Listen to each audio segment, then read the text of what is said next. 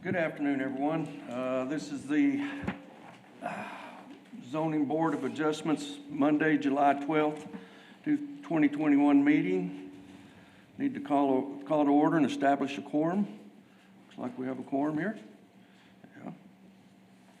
Item number 2, review and take any action related to the minute record of the regular meeting held on Monday, June 7th, 2021. Chair Cortese, just FYI, as we're doing the staff change, we don't have the ZBA minutes yet, but we will get those for the next month's meeting. Okay. Okay. All in favor, say aye. Okay, then we don't need a motion on approval, sorry. Okay. Item number 3, ZBA 21-15, 106 and 110 East Highland Avenue, Matlock, Single Member District Number 3, Harry Thomas. A request for approval of 3 variances from Section 501.A of the zoning ordinance to create 2 lots with less than the required 5,000 square feet, Lot 1A with 4,560 square feet, and Lot 1B with 4,370 square feet to allow for lot widths of 48 feet for Lot 1A and 46 feet for Lot 1B in lieu of the required 50 feet, and to allow for lot depths of 95 feet in lieu of the required 100 feet for both lots within the general commercial, heavy commercial CGCH zoning district located at 106 and 110 East Highland Boulevard. Hello, Jeff. Okay, ZBA members, so this is our only case today, ZBA 2115, 106 and 110 East Highland Boulevard. It's 0.205 acres northeast of South Oak Street and East Highland Boulevard in District 3, Harry Thomas, in the Fort Concho neighborhood. What the applicant wants to do, and I'll go over this in a minute, is where it says 16 there twice, there's 2 properties.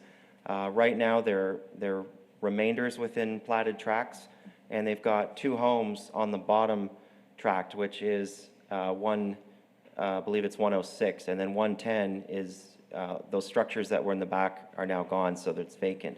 So there's 2 homes, and then there's an accessory garage or carport over here. What the applicant wants to do is sell those 2 homes off separately.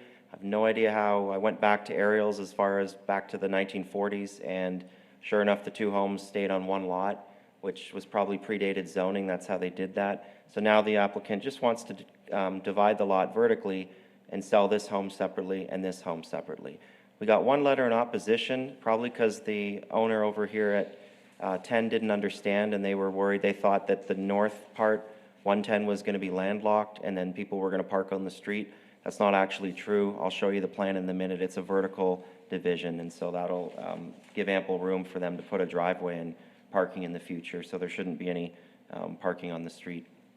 So these are some of the pictures. Those houses were boarded up, but they're not dangerous buildings, so they may need to work that out with the fire marshal, but that's separately. But other than that, no issues with the properties. And then you can see that the house to the left has the garage at the back.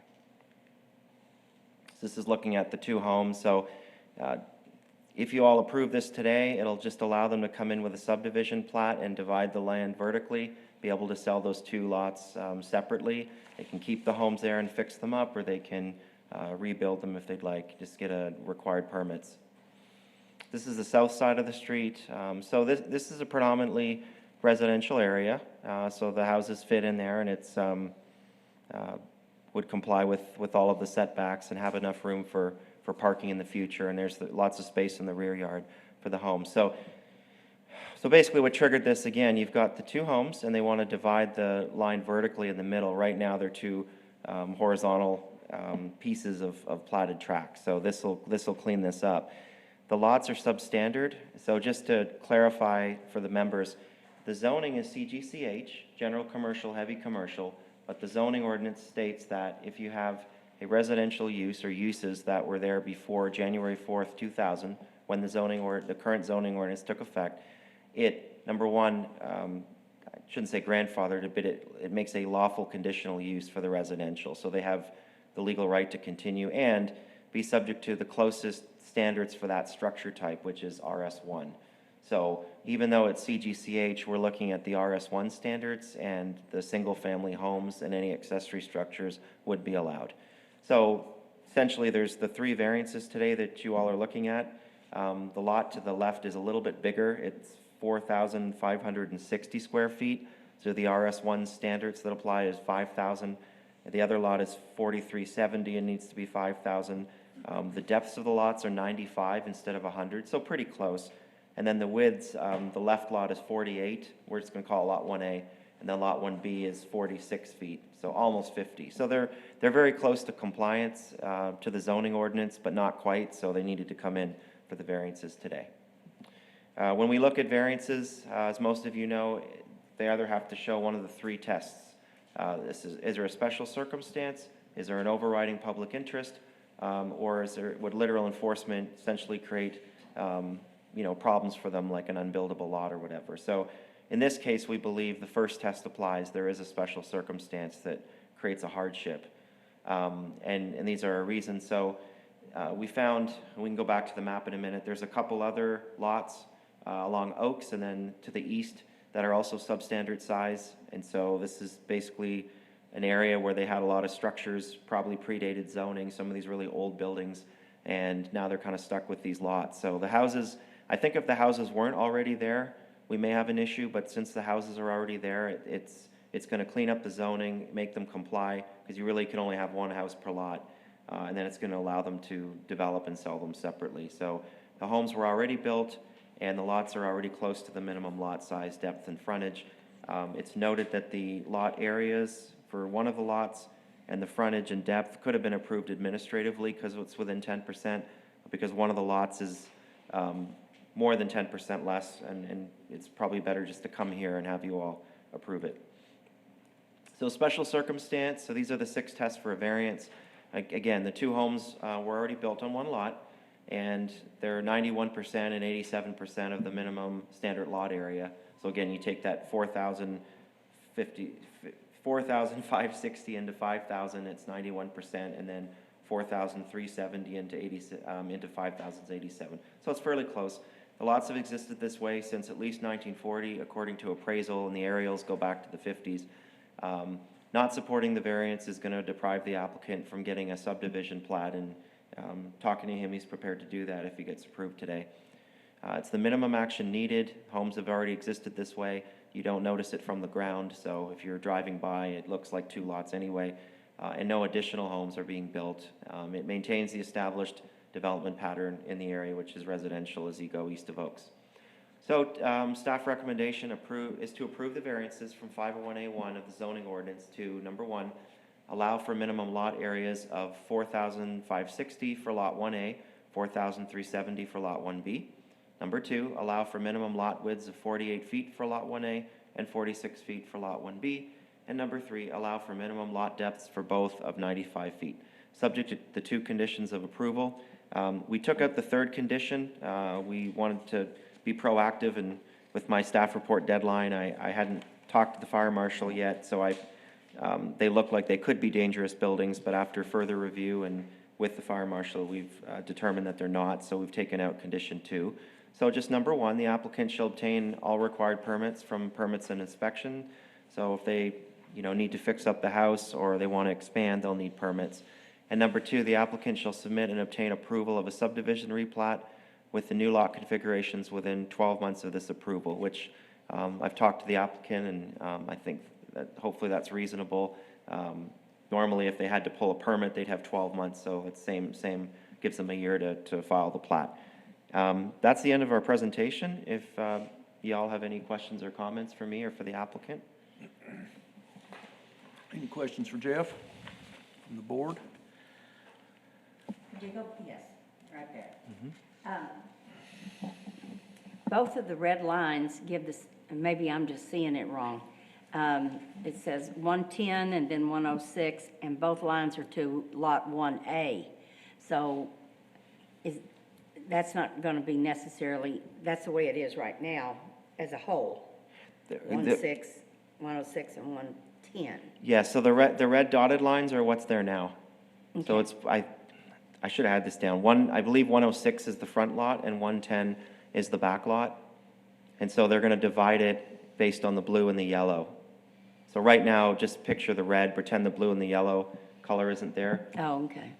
which is essentially makes the north lot unbuildable because it's landlocked. So this way, they cut it up vertically and then they can build, or they can just sell them off separately.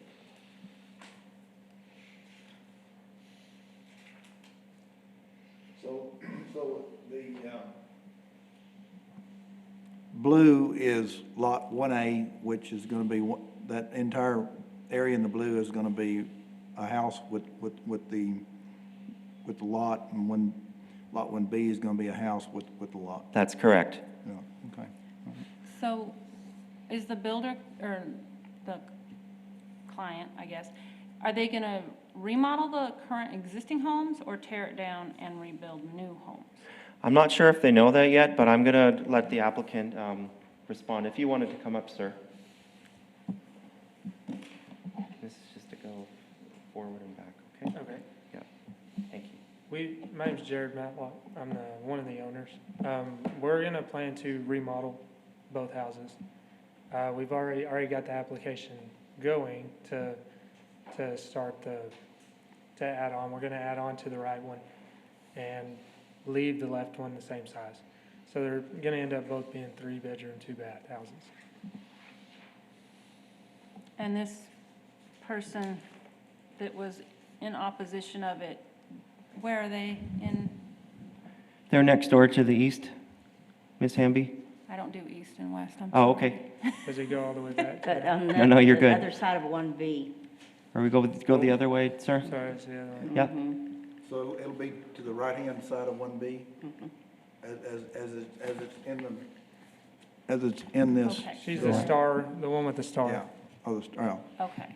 From reading her letter, her thought was that they thought it was going to stay this way, and it was going to go, you're going to have the lot to the north was going to stay there, which would have been landlocked, and therefore they didn't have any way to get to their driveway, so they thought that that would create problems for them, and they would park on the street. But Mr. Matlock, as I understand, he's going to cut it vertically, so both lots will have driveway access, correct? Yes, sir.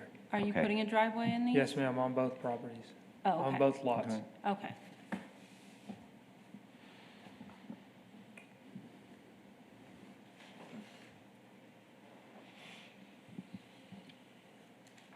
Any more How long, from the time you get started, once your permits, how long is it going to take you to get both of them remodeled and finished? We actually have everybody ready as far as concrete and everything, so it would probably take us 4 months, and we'll be 4 months? and at least finished with one side. One side? Okay. Takes 3 months to get windows now. I know. That's what I was wondering. I thought, man, you Unless you gotta, have a bunch stored. Yeah. you almost have to order windows before you go get a permit, Before you buy the lot. before you buy the lot.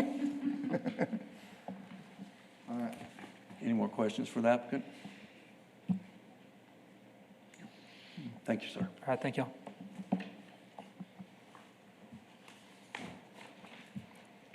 Any comments from the board? Ready to make a motion? I think as far as from a community standpoint, I think the community should respond positively because it's going to be an improvement to the community and to the land value, the property values, but it's what my thought is initially on it. If he's going to do all those improvements, it'll be something positive for all the property owners there. I'd motion to approve as presented. I have a motion. Do we have a second? I'll second it. Have a second. All in favor, say aye. Aye. Opposed? Passes 6-0. Thank you, sir.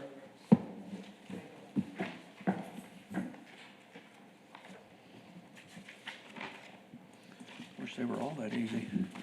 I know. Division report? We don't have a whole lot today, other than we do know that we have 3 ZBA cases for next month.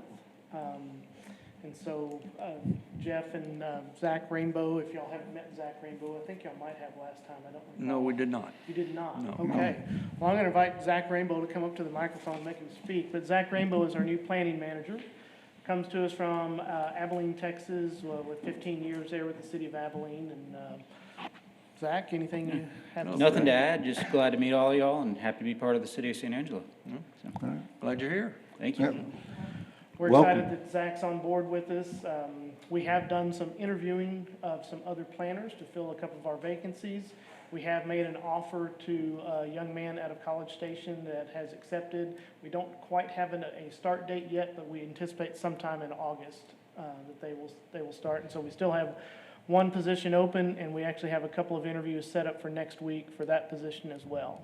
So Jeff will be happy that we're getting back to full staff. So, so Jeff has done a bulk of the work over the last 6 weeks. Thank you, Jeff, for your hard work. You've done a really good job. So we're very excited that we're starting to get some more folks on. Good. So that's all we have. Thank you, Eric. Thank you. Motion to adjourn? Was that it? I'll make a motion, oh, go ahead. Go ahead, Make a Donald. motion to adjourn. All in favor, say aye. Aye. Aye. Thank you, folks.